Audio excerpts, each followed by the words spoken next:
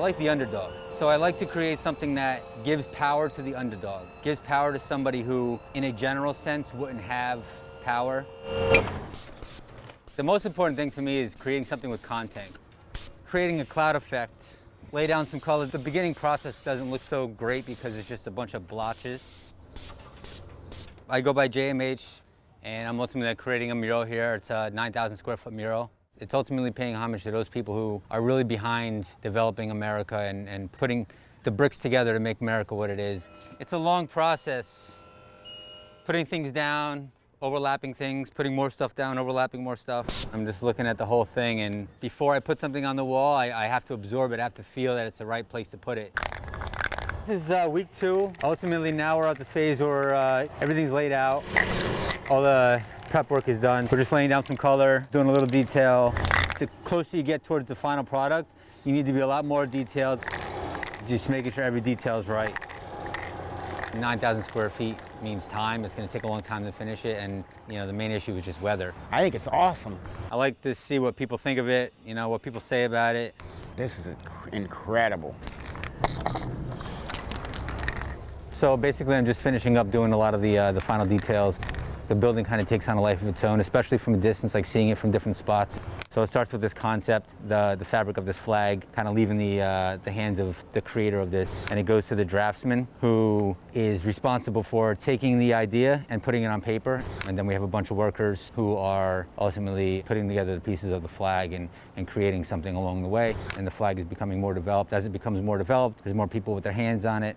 When it finally reaches the end, the flag is complete. The people that live here are responsible for making America what it is. And I really hope that that's what resonates in this piece as people pass by. The Camp Hill prison is not welcoming. It's razor wire, locked gates, and jumpsuited men who did the crime serving time. But Mid-State native Ben Gallagher is right at home. I'm just trying to hear it. Warming up for his 7th concert this week. He calls it his Barbed Tour. It's a great chance for me to try new songs out. Ben Gallagher, Nashville recording artist. Chris Hall works at the prison, and 8 years ago saw an 18-year-old Gallagher at an open mic night in a local bar. He wasn't expecting much. He starts playing. I was like, okay, kid can play guitar. Then he started singing. I was like, all right, you have my attention. At Hall's encouragement, Ben did one show that first year. He does several shows a year now across the state, and he holds the inmates' attention. We had 200 guys singing the chorus. Give me the beat, boys.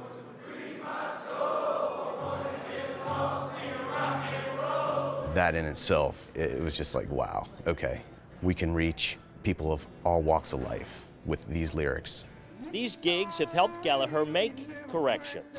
He's grown as an artist and performer, lives in Nashville now as a budding star, but at the holidays, gives back by coming back. I've seen the positive impact that the songs can do, and music is so universal and powerful that it can impact people outside the bars and in here. That's the great thing about music. This inmate's been here 25 years and will likely never get out. And like in a place like this, for that hour, hour and a half, you totally forget where you're at. And I'm living through. Gallagher sings originals and covers, of course. He has a captive audience that loves when he does Johnny Cash's Folsom Prison Blues. It is said that music soothes the savage breast.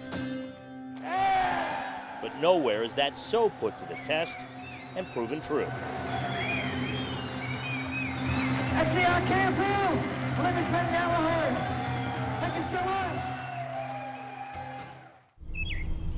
Hot and humid here later on today, 96 degrees with heat index values near 105. It is going to be dangerously hot. Find a pool, find the AC. Summer heat. I like the summer heat because it's not cold. I love it. Feels good. Hey, it's summertime. It ought to be warm. We're coming on the 4th of July. I hate the summer heat. Let it get cooled down a little bit. Please. Okay, I love it when it's hot out in the summertime. The only thing I hate is the humidity. I love it, but I need more wind. People complain about when it's cold, complain when it's hot. I love the heat. Bring it on. I'll take it any day over cold weather. Everyone wants to complain about the wintertime and say, oh, I can't wait till summer gets here. Summer finally gets here, next thing you know, they're saying it's too hot. Let the heat come. It's humidity, but the heat's beautiful. Flags are easily found in McSherrystown. It's a patriotic place with patriotic people. He's just a special guy that everybody loves. McSherrystown's little treasure. And 95-year-old Lawrence Gump Boland creates treasures. His hand isn't so steady. Neither's his breathing. But his memories are strong and inspires his art. I used to never talk about it, but boy, I do now. I want everybody to know what happened. Gump has illustrated 9 history books. And this guy was the ace of the Flying Tigers. He helped make it, too. Arriving in Normandy just after D-Day. Seeing all these paratroopers hanging in the trees and all the dead cattle and horses and all the dead people by the thousands. That was hard for us to see. Followed by a hard slog, Gump was shelled and shot at, but marched through Europe until the Nazis were done. He frequently feared he was finished. You always thought that every day, is this the day you're going to get it? Gumpy reminds me a lot of my grandfather. They both served in all 5 battles of World War II. And Christy Lucas runs Roots for Boots, a nonprofit that supports veterans. Gump donates his art, which is then auctioned off to help the charity. But she says what Gump represents is even more valuable. It's the patriotism, the love of country, the morals.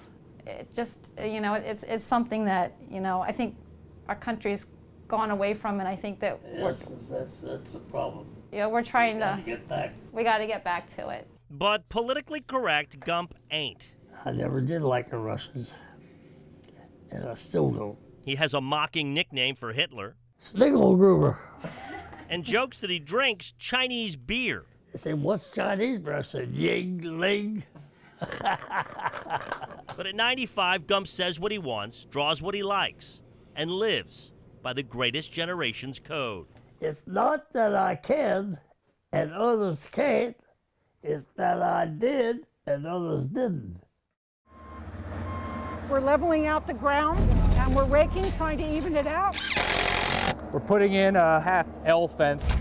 Pack this down in a little bit more and try to get it not as spongy. We were approached by Utopian Landscapes, and they wanted to do an Earth Day project for something to do with dogs. 14 years ago, this backyard was all green.